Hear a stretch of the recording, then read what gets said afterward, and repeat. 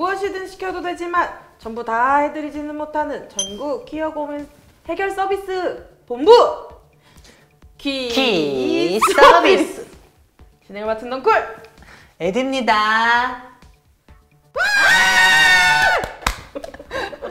오프닝을 하라고 해서 했지만 컨셉에 맞게 설정에 맞게 네. 3, 2, 1. 얘들아 우리 너무 오랜만이다. 졸업하고 진짜 너무 많이 바뀌었다. 제일 많이 맞아. 맞아. 우리 엄마도 못 알아보는 걸. 그래도 알아봐줘서 고맙다. 그래. 나이도 많이 먹는 게 티도 나고 맞아. 또 어떻게 살았는지 너무 궁금하고 어떻게 살았어? 나 바꾸고 바꿨지. 이 바꾸고 이것도 바꾸고 알았어, 저것도 누가 바꾸고 알았어. 맞아. 나는 시위하고 살고 있어. 너 정말 시위하는구나. 무슨 시위를 그렇게 했니? 나태주 폐지했잖아. 성공한 시위를 했네. 너 정말 시위꾼이 되었구나. 그렇게 어렸을 때부터 성격에 화가 많더니 계속 그렇게 화를 내면서 살고 있어. 하긴 네가 선생님한테 많이 그렇게 덤볐어. 맞아, 맞아. 맞아. 내가 보통이 아니었거든. 맞아. 우리 엄마 그렇게 성격이 팔자라고 맞아. 그렇게 그 성격대로 쭉 사는구나. 맞아. 그래서 그 남자 교생 선생님 울고 갔잖아. 그때 유리미 때문에. 나 최고 선생님이 진짜 그랬어.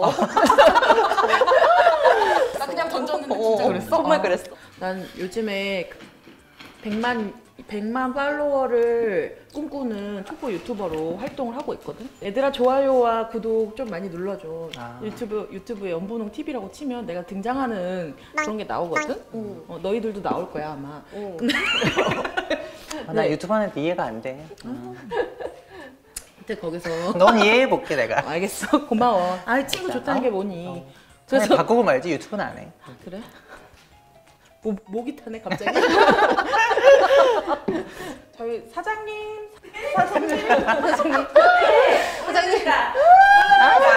대표님. 선생님.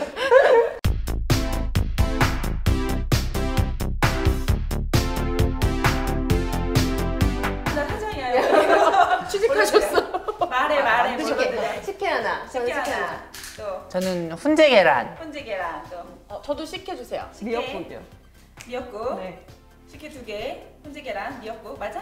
오케이 알았어요. 사장님 이따가 저 해초 마사지 할 거예요. 해초 마사지. 저는 세신 예약이요. 세신 2개요. 전신이요. 오케이 기대가 된다. 잘했다. 이 정도면 잘 넘어갔다.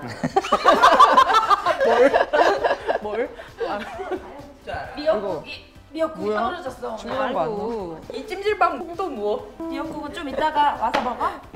해초 그 뭐야 이따가 찜찜 해초 뭐야 미역국 해초 마사지. 할 때 그래 마사지 할 때 와서 미역국도 먹어. 나 한 번 더 가야 돼. 1분 얼굴에 붙이고 1분 맞아. 혼이야 너는 훈이네. 잘했니? 훈이 괜찮니? 궁금해? 너무 궁금해. 적응은 됐니? 찜질방 적응 안 된다. 사회적주의가 있었어. 그래 성공했구나. 어떤 사회적 지위까지 올라갔어? 나 지금 3등까지 가요. 산동이니까. 정말 너랑 안 어울린다. 근데 공부를 엄청 잘한 건 아니었나 봐. 한국 많은 의사 중에 제일 힘들다는 산부인과로 갔니? 근데 궁금한 게 있는데 약간 트랜스 여성에 대해 뭔가 약간 좀 생물학적 여성, 너는 여성이 아니다 뭐 이런 것들은 그런 것들을 글을 보면 의사 선생님은 어떤 생각이 드나 그리고 또 그런 것도 되게 궁금했어. 나는 그냥 의사가 아니야. 무슨 의사니? 너는 무슨 의사니? 슈퍼 의사니? 생물학적 여성을 계속 강조하고 진짜 여성을 강조하는 사람들은 실제로 트랜스 여성이나 트랜스 남성에 대해서 트랜스젠더에 대해서 직접적으로 만나보지 않은 사람들이라고 생각이 들거든. 왜 의학적으로는 너 배울 때는 어떻게 배웠어? 의학적으로 남자 여자 구분된다고 그럴 거 아니야? 의학에서 배울 때는 남성과 여성이 있고 그 사이에 이제 인터섹스라든가 간성이라고 하는 인터섹스 수많은 뭐 염색체라든가 호르몬이라든가 성기라든가 이런 것들이 일치하지 않는 사람들을 다 비정상이라고 보기 때문에 사실 배울 때는 그렇게 배우지만 실제 진료를 볼 때는 그렇게 보진 않지. 여자의 경우에는 뭐 XX 염색체를 가지고 호르몬은 에스트로겐이라는 호르몬을 더 많이 가지고 있고 그다음에 뭐 외부 성기는 뭐 우리가 흔히 얘기하는 뭐 질이라든가 외음부라든가 아니면 뭐 가슴이라든가 뭐 이런 것들이 이제 특징적인 거, 자궁과 뭐 난소를 가지고 있는 그런 내부 성기라든가 이런 것들에서 그게 일치하는 사람이 여성이라고 흔히가 우리가 그냥 상상을 하잖아. 근데 사실은 뭐 염색체도 XX, XY만 있는 게 아니지. XX, X도 있고 XXY도 있고 XYY도 있고 그 사이에 여러 가지 염색체를 가진 사람들도 여성이나 남성으로 보이기도 한단 말이야. 외부적으로는. 그리고 내부 성기랑 전혀 일치하지 않는 경우도 있어. 뭐 XX 염색체를 가진 경우에도 호르몬에 의해서 테스토스테론을 많으면은 성기가 외부처럼 보일 수도 있고 그런 수많은 사람들의 존재를 그냥 다 비정상이라고 분류를 해버리는 거지. 우리 뭐 염색체 검사 해본 적 없잖아. 다 해본 적 없잖아. 전 세계 75억 인구 다 해본 적 없잖아. 그래서 이게 어떻게 그런 식으로 나누어지는 건지 또 이게 어떤 식으로 사람들의 신체와 뭐 표현과 삶에 어떤 방식으로 영향을 시키는지 알 수가 없는데 우리는 누구를 봤을 때 너무나 쉽게 저 사람이 남자다 여자다부터 구분을 하고 시작을 하는 거지. 의과대학에서 제대로 가르쳐주지 않은 가장 진짜 기본적인 건데 중요한 게 뭐냐면 정상과 비정상이 사실은 아니라 뭔가 판단을 하지 않는 거거든. 모든 환자에 대해서 이제 평등하게 그냥 환자로만 보려면 사실 그게 내가 판단을 내리지 않는 게 굉장히 중요한데 그게 사회적으로 내가 이미 갖고 있는 편견들이 있잖아. 사실 이성애만이 존재한다는 그런 편견을 내가 갖고 있으면 사실 성관계라고 내가 생각했을 때는 그거밖에 없는 거지. 그러니까 몰라서 그렇기도 하지만 사실은 안 보려고 하는 부분들도 나는 있다고 생각을 해. 뭔가 산부인과에서 이런 사람들은 꼭 진료를 받아야 돼 라고 이렇게 좀 얘기해주고 싶은 사람들이 있어? 사실 트랜스 여성 중에서도 뭐 수술을 한 그런 트랜스젠더 같은 경우에는 어디를 가겠어?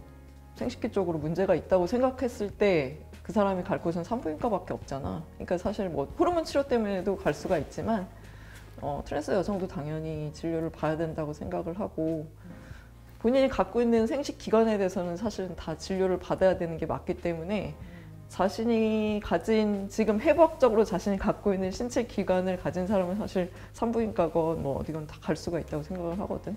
나는 근데 산부인과 제대로 가본 적이 별로 없는 것 같거든. 진짜? 응. 내가 뭘 잘못했니? 산부인과 정기적으로 가야지. 이름은 정기적으로 가? 나 1년에 한 번씩은 가. 근데 내가 얘보다 더 정기적이다? 그럼 나 6개월에 한 번씩 가거든. 피검사로.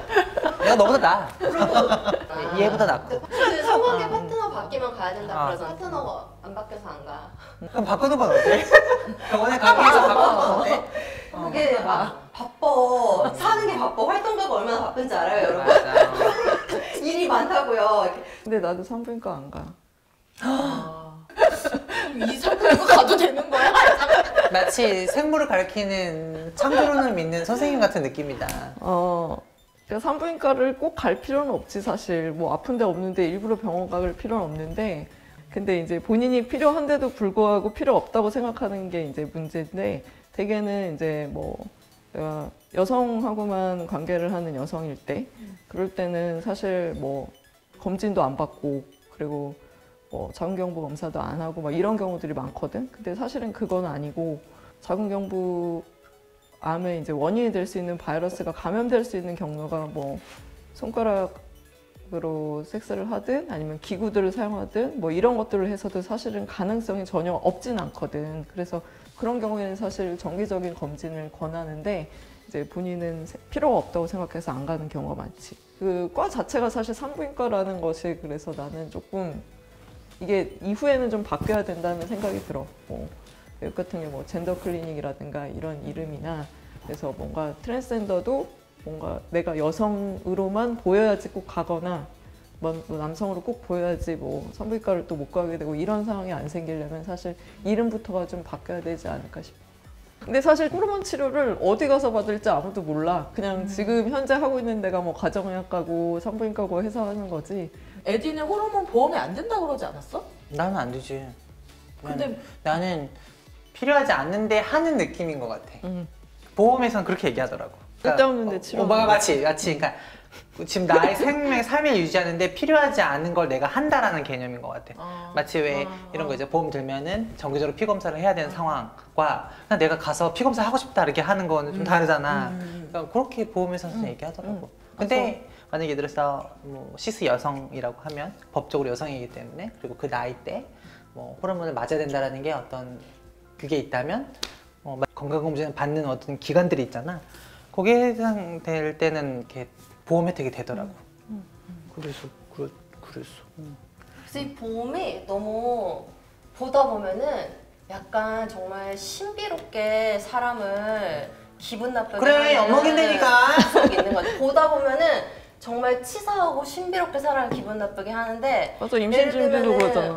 이렇게 여성이 완경을 했는데도 여성성을 어떻게 유지를 하기 위해서는 또 보험을 또 해준다? 근데 또 2018년 통계를 찾아보니까 한국이 여전히 또 이 자궁 적출률이 OECD 평균보다 2배가 높더라고. 그러니까 또 어떤 여성들, 그러니까 약간 여전히 또 호르몬 치료는 완경기 여성에서 중산층 여성들의 전유물이고 또 굳이 그럴 필요가 없는 여성들은 또 빨리 떼라는 이 자궁을 빨리 떼서 이 나중에 암이나 이런 게 생기는 거를 방지를 또 빨리 하자는 거지. 왜냐면 암 생기고 하면 또 그것도 국가 그런 걸 사고 보험이나 국가 의료보험한테 많이 드니까. 근데 또 이 자궁을 적출하는 것은 또 그 트랜스젠더 남성들이 많이 하는 시술인데 또 그건 또 보험이 또 안 되잖아. 또 여기선 또 하는데. 그리고 또 흥미로운 거는 작년까지 자궁 외 임신이 보험이 안 됐었어. 자궁 외 임신은 국가한테 인구를 주지 않으니까. 그러니까 보험을 작년까지 안 해줬던 거야. 얘네가 어떤 목적으로 이 몸을 생각을 하고 있는지. 그러니까 우리의 행복과 건강을 위해서 어떤 몸에 대한 뭐 시술이나 할 때는 전혀 도와주지 않고 국가가 요구하는 것을 할 때만 서포트를 이렇게 해주는 거지. 그런 게 보다 보면 참 은근히 빡쳐. 은은하게. 그러네. 그리고 최근에 내가 유튜브를 했는데 남성이냐고. 나도 오해받아. 너무너무 싫은 거야, 내 목소리가.